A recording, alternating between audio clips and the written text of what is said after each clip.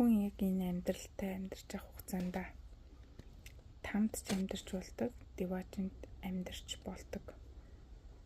Тэгэхээр бодлын там, бодлын деважин гэж байдаг юм шиг байлээ. Тэгээд энэ ялгааг манай коуч надад одоо тайлбарлаж хэлсэн. Хэрвээ би надад хэцүү байгаа бол би бодлынхаа тамд унчсан яваа. Хэрвээ надад сайхан байгаа бол би бодлынхаа деважинд жаргаж яваа юм билээ. Тэгэхээр юмыг хэцүү байна гэж харах тусам бүх зүйл хэцүү болж хувирдаг. Зүгээр дээ. Яхав дээ ийм зүйл болж л идэв штэ.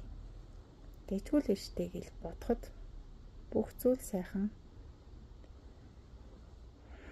зүгээр жаргалтай тайван асуудалгүй юм шиг болчихдаг юм шиг. Гэхдээ хэцүүлтэй. Үнэхээр зовж юм, үнэхээр хэцүү байгаа байтал тэрийг яаж деважин болгож хувирах вэ гэдэг нь өөрөө маш хэцүү. Гэхдээ тэрийг бий болгох боломжтой арга техникүүд байдаг нь үнэхээр гайхалтай. Тэгээд тэр арга техникийг ашиглаад өөр тохиолж байгаа тэр хэцүү зовлон бэрхшээл асуудлыг өөрөөр харах чадвартай болж эхэлж байгаадаа үнэхээр их баярлж байна.